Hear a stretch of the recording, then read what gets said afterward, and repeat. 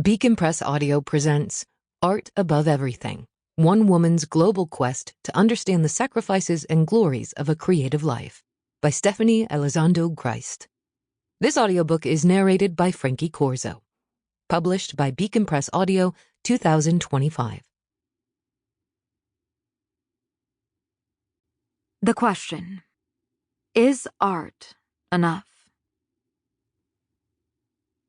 Is art enough? Of all the questions I wrestled with during my 20s and 30s, this one taunted me most.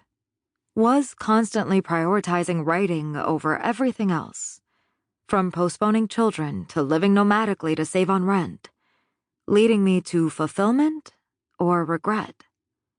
I couldn't decide, and my eggs were vanishing by the minute. So in 2014, the year I turned 40, I started asking other women if the sacrifices they had made for their creative pursuits felt worthwhile.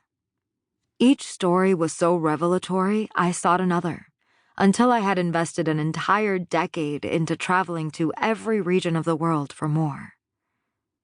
Listening to women reflect on their own internal strife with art, their insecurities, their jealousies, their disappointments, was deeply cathartic. But what truly moved me was hearing how their art had enabled their survival of externally imposed traumas like totalitarianism and war. When my own country descended into political chaos, their stories became a guide for powering through. I share them now, with hopes of inspiring the same. Why did I only interview women? Don't all artists struggle? We do. But I have known since I was 6 that women struggle differently. A couple of times a week, my dad used to park me and my coloring books halfway up the stairwell of Mel Hart Music in Corpus Christi, Texas, while he taught drum lessons in his second-floor studio.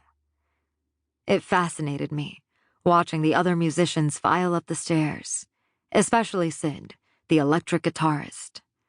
The thick black chest curls poking out of his shirt matched the ones springing from his head, and he reeked of cigarette smoke.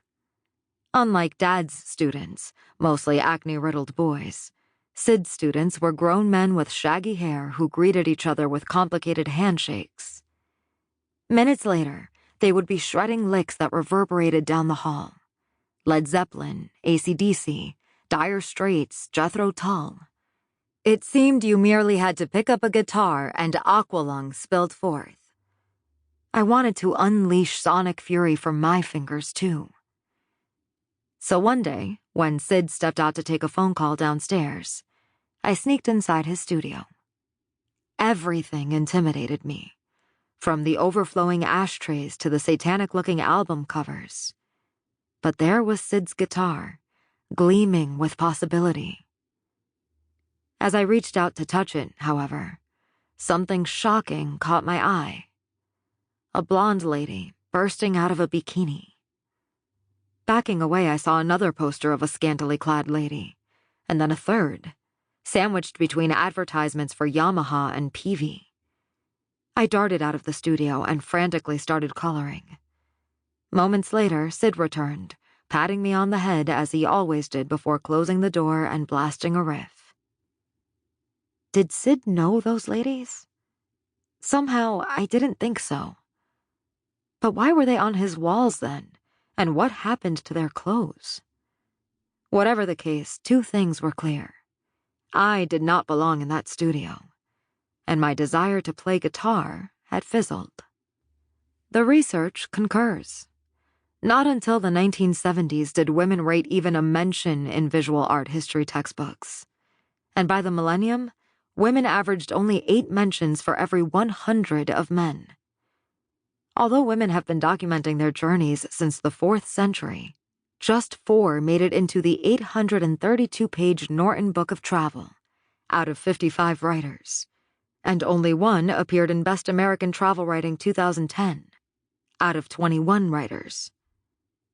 Even when women are included, their work commands less money, $192 billion less, in the case of art auctions held between 2008 and 2019, according to Forbes. Women are routinely denied leadership roles in major arts organizations as well. The U.S. National Gallery of Art wasn't directed by a woman until 2019. The Guggenheim's Museum Group, not until 2024. Just 1 in 9 music directors of U.S. orchestras is a woman. The 75-year-old American Ballet Theater did not promote its first African-American ballerina to principal until 2015, Misty Copeland. Less than a third of the top 100 films of 2022 featured a woman of color in any role, according to a study by the University of Southern California. The most accoladed trans woman on TV in the 2010s, Maura from Transparent, was played by a cisgender man, later accused of sexual harassment by a co-star and former personal assistant. Only in 2022 did a real trans actress win a Golden Globe, Michaela J. Rodriguez, for Pose. Such statistics are why I turned my quest global. Perhaps women fared better elsewhere. I found wholly actualized artists everywhere I traveled, from Cuba to Qatar, and marveled over the innovative programs that supported them. Yet they all faced varying degrees of the same obstacles we did in the United States: gender-based violence, pay disparity, family demands, reproductive injustice, machismo. If there is a place on this planet where women have equal access to time, resources, and safety as men, and where they can show their work in similarly grand venues for comparably lucrative contracts and commissions, I did not find it. Not even in the traditionally matriarchal culture I visited, the Maori in Aotearoa, New Zealand, or in the socially progressive Norden, Iceland. Rather, I spent the decade watching more and more women lose their autonomy in the global rise of religious fundamentalism and far-right extremism. Injustice, then, is what first motivated me to focus this book on women. Another reason emerged when I was stricken with a catastrophic illness that changed both my anatomy and my appearance. Strangers started calling me Sir. Never had this aspect of my identity been questioned before. It rattled me to the core. I also broke up with the woman I loved, months before our wedding. Losing this intimate relationship, which had previously felt like the ultimate celebration of womanhood, was deeply wounding. Writing about these artists revived an essential part of me. So did their art. Which raises another question.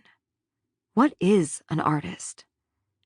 Philosophers have been categorizing the arts since antiquity, but there remains no consensus on the point at which you can claim to be one.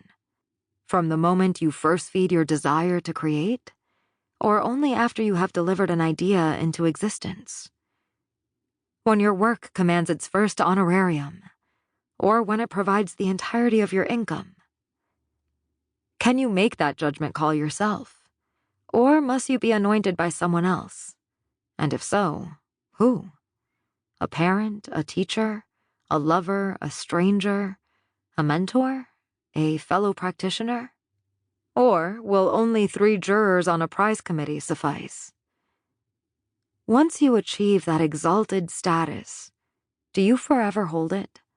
Or must you continuously earn it anew? Nell Painter gives voice to our collective insecurity in her memoir, Old in Art School.